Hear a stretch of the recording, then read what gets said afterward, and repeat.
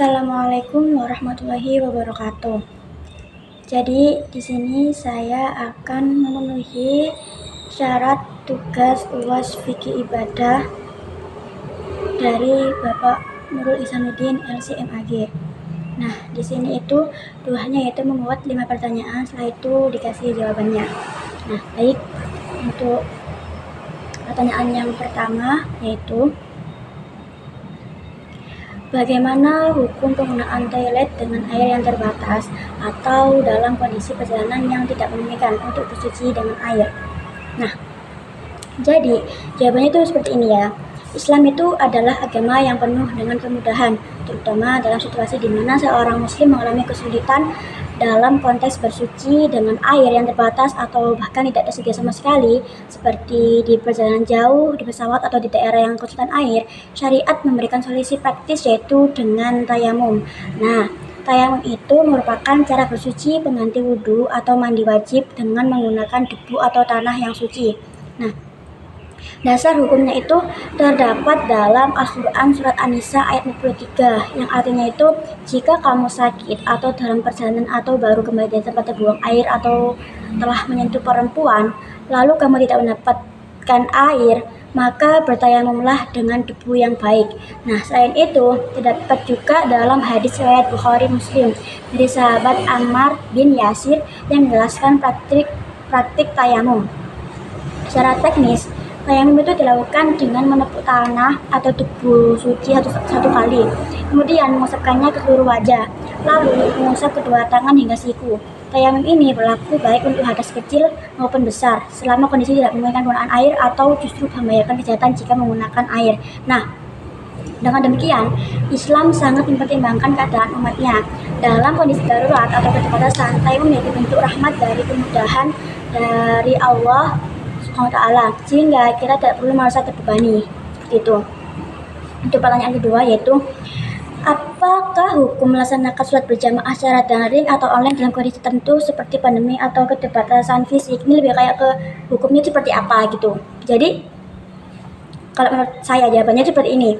Sholat berjamaah memiliki keutamaan yang sangat besar dalam Islam. Namun dalam kondisi tertentu seperti pandemi, sakit parah, atau apapun itu yang keterbatasan yang membuat seorang tidak memungkinkan untuk hadir ke masjid, muncul pertanyaan tentang kebolehan sholat jamaah secara daring. Nah, secara prinsip fikih, sholat berjamaah yang sempurna mensyaratkan kehadiran fisik dalam satu tempat. Namun dalam keadaan darurat, sebagian ulama kontemporer membolehkan sholat jamaah secara daring sebagai bentuk menjaga ruh bersamaan dan silaturahim. Meskipun pahala jamaah pun tidak sama dengan hadir langsung. Nah, landasan kebolehannya adalah kaidah fikih. Nah, kaidahnya seperti ini. Darurat membolehkan yang terlarang dan menghindarkan mudarat lebih diutamakan. Jadi dalam situasi seperti ini, yang sholat daring dapat dilakukan sebagai solusi sementara. Namun begitu kondisi membaik, tetap dianjurkan kembali untuk sholat jamaah di masjid. Seperti itu. Untuk pertanyaan yang ketiga, yaitu bagaimana hukum puasa bagi seseorang yang bekerja di negara dengan siang hari yang sangat panjang seperti di negara-negara Skandinavia. Nah, jawabannya yaitu puasa Ramadan merupakan kewajiban bagi setiap muslim yang memenuhi syarat. Namun bagi muslim tinggal di wilayah dengan siang hari yang panjang bahkan mencapai lebih dari 20 jam timbul sholat sendiri. Terus para ulama itu juga memberikan beberapa pendapat seperti yang pertama, mengikuti waktu setempat jika masih dalam batas kemampuan manusiawi. Yang kedua, jika waktu puasa terlalu ekstrim dan memberatkan, boleh mengikuti waktu negara Islam terdekat yang memiliki waktu normal atau mengikuti waktu Mekah. Nah, dalilnya itu didasari dalam firman Allah dalam surat Al-Baqarah ayat 185 yang artinya Allah menghendaki kemudahan bagimu dan tidak menghendaki kesukaran bagimu. Nah, terus prinsip tasyir atau kemudahan dan hidayat haraj atau kesempitan menjadi pertimbangan utama. Jadi bagi muslim di daerah ekstrim, yang terpenting adalah tetap berniat puasa dan melaksanakannya sesuai kemampuan dengan mengikuti panduan waktu yang wajar dan tidak membahayakan kesehatan. Seperti itu. Setelah itu, pertanyaan yang keempat yaitu ini sering banget dan terjadi di tahun ini. Nah, apakah uang digital seperti kripto wajib dizakati? Jika iya, bagaimana cara menghitung nisab dan waktu penyalurannya? Nah, jawabannya seperti ini, teman-teman. Kripto dan aset digital sejenisnya itu adalah bentuk kekayaan baru yang belum dikenal di masa awal Islam. Namun, dalam kajian fikih kontemporer, kripto dianggap sebagai mal mutakawim, harta yang bernilai dan dapat dimanfaatkan, sehingga termasuk harta yang wajib dizakati. Sedang memenuhi syarat, begitu. Kalau syarat wajib zakat kripto sama dengan harta lainnya. Yang pertama yaitu syaratnya: 1. Milik penuh. 2. Tumbuh atau berkembang baik secara real maupun potensial. 3. Mencapai nisab. 4. Sudah haul atau dimiliki selama 1 tahun, seperti itu. Nah, nisabnya itu disamakan dengan nisabnya emas, yaitu setara dengan 85 gram emas murni. Cara menghitungnya pada akhir haul, yaitu nilai kripto dihitung berdasarkan harga pasar saat itu. Jika sudah mencapai nisab, maka zakat yang dilakukan adalah 2,5% dari total nilainya.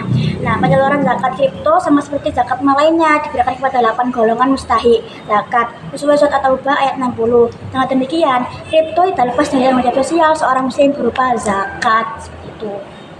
Terus untuk pertanyaan yang kelima dan yang terakhir ini, bagaimana hukum melaksanakan haji atau umrah secara virtual dengan menggunakan teknologi virtual reality? Nah, ini sangat benar-benar unik ya.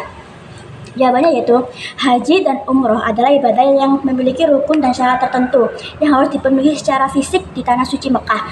Dengan berkembangnya teknologi virtual reality, muncul wacana tentang kemungkinan haji atau umroh secara virtual. Aneh banget.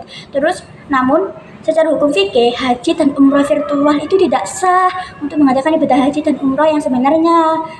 Terus alasannya itu ya karena haji dan umroh termasuk ibadah badaniyah, yaitu ibadah fisik, dan maliyah, ibadah harta, yang mensyaratkan kehadiran jasmani di lokasi tertentu seperti wukuf di Arafah, tawaf di Ka'bah, dan sa'i antara Safa dan Marwah. Nah, kaidah fikih menyatakan ibadah itu diserahkan pada taufik atau ketetapan syariat, tidak boleh tambah atau dikurangi. Karena tidak ada dalil yang membolehkan haji virtual, maka tidak dianggap sah. Aneh banget, masa haji itu virtual ya kan?